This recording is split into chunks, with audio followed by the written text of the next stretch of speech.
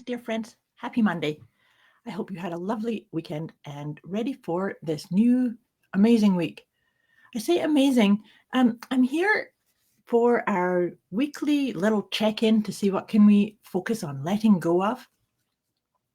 And the whole point of the letting go is the idea is to how can you more fully access your inner light, your inner guidance, and align with your calling, with your sense of meaning in this life. And so, why I say that this is a really important week is that tomorrow we have the last quarter phase of the moon where we live anyway. And if it's not exactly tomorrow for you where you live, it's really close by.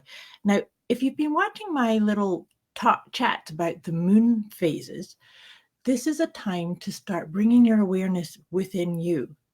Now, what makes this really different this time round, this last quarter, is that Mercury is going direct on the 20th. So it's like the day after. And so we're really in a phase of getting very clear on how do you talk to yourself? How do you talk about yourself? Are you wrapping up the things that you want to in 2019? Are you starting to speak about how you're going to show up in 2020?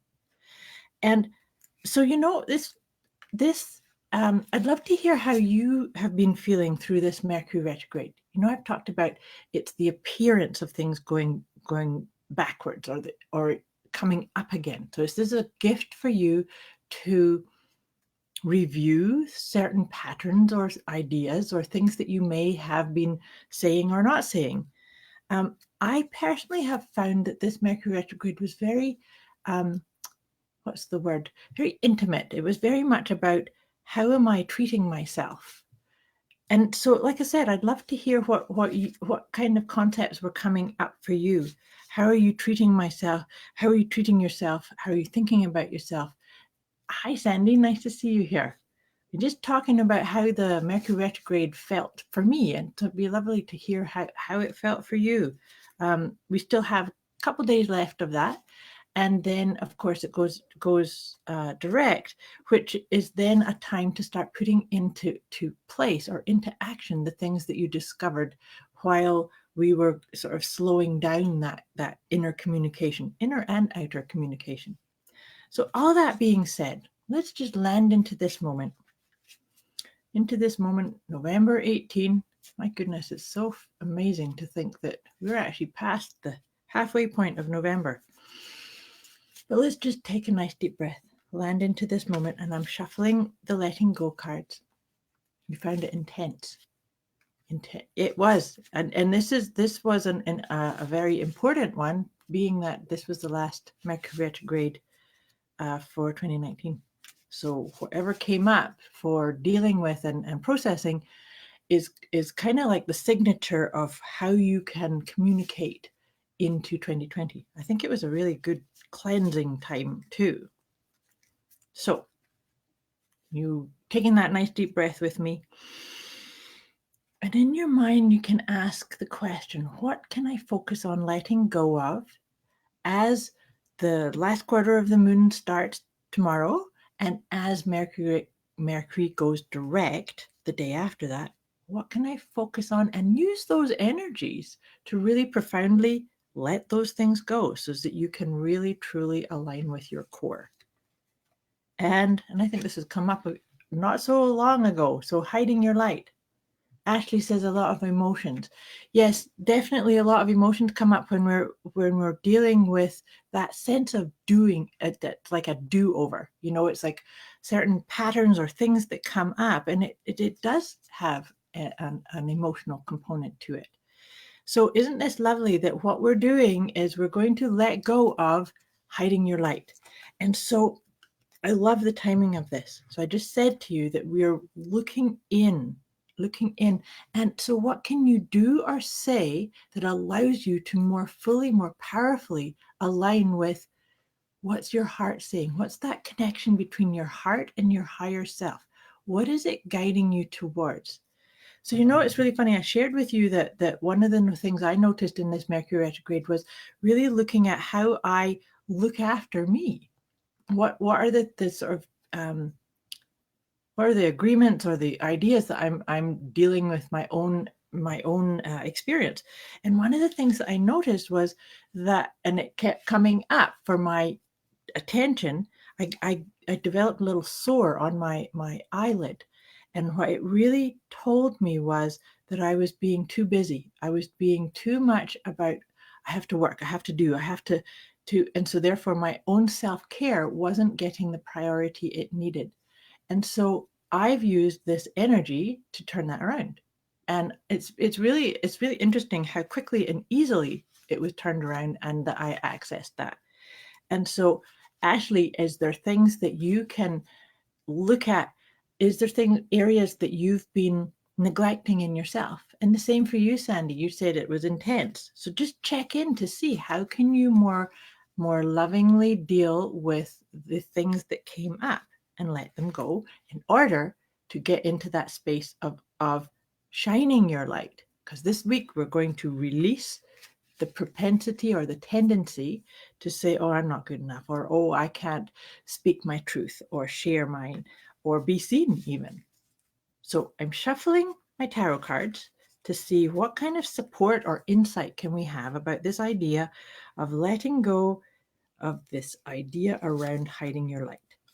And funny too, it's not really funny. This is Four of Swords. So Four of Swords is totally aligning with that idea that I just said about looking after your body, looking after yourself. Four of Swords is very much about getting rest, talking kindly and lovingly to yourself, and getting the self-care processes that you need. So really look at, how do you take enough time to start each day? Do you do meditation? Do you do affirmations or loving talk to yourself? Or do you kind of say, come on, let's get into this day? So look at what needs to be added in order to really allow yourself to feel loved and supported and ready for whatever you need. You know, I heard a metta practice the other day, and the statements in it were really powerful and actually align with this too. And it was things like, may I be filled with loving kindness.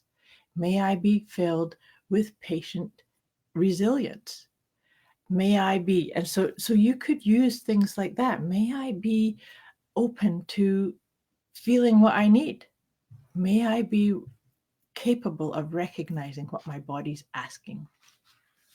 Ashley says, your whole self needed to find out who you are again. Well, good for you. You are totally not just a mom and as a person before children. So good for you. That was excellent. And now you can not hide your light, because when you're stepping into roles like that, you tend to not get that connection that I've been talking about the head, heart, and higher self. Before I draw the three angel cards that I like to do to get the support for the letting go of that hiding your light, I'm going to just read it out of my guidebook here, because this helps us get more clarity on that as well. So in order to feel truly successful in your career, in love, relationships, and in life, and be in great service by giving your special gift to the world, you really must own your uniqueness and let your light shine brightly. You have been playing small and hiding your light for far too long now. You have felt second best and stayed in the background. It's time to allow the real you, the gifted, beautiful, talented awesomeness of you to emerge. Over the upcoming days and weeks, so isn't this cool? This is the message. This is the moon and the Mercury retrograde going direct part that I was just saying. Over the upcoming days and weeks, you will experience a newfound sense of confidence, direction, and excitement for your life. No accident as to why that one came up for us today. So just breathe that in. And I'm just going to shuffle Doreen Virtue's angel cards here, and we're going to check in and get three other little just supportive. They usually give us a little bit of support, a little bit more depth and insight into this energy that we're looking at. And the three that have come up today, the first one is listening. So make sure you're listening to what you're saying, to what other people are saying, because you're creating, you're co-creating. So listening to your insights, your guidance, your ideas of maybe you want to call somebody or do something or sign up for something.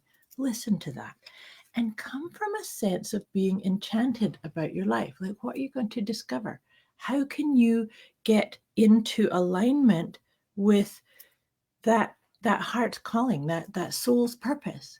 It's the more when we sort of develop that attitude of, oh my gosh, what am I going to discover? It's so exciting to do what, fill in the blanks. What is it that you're getting excited to do? And above all, make sure you are being your own best friend. With my clients, I often find this, that we forget that you must treat yourself with the utmost loving kindness. That's one of the best ways to shine your light, is that you treat yourself as that amazing, bright, brilliant being that you truly are. I hope this serves you. Thank you, Sandy. Thank you. I'm glad you enjoyed this. Thank you so much. I wish you a brilliant, bright, bright week of shining your light. Much love to you, and thanks for watching. Oh, I'm going to put PS. I'm going to put the link to sign up for the November Ask the Tarot event, because I've got that sitting ready for you. So I'll put it in the comments. Thanks. Have a great week.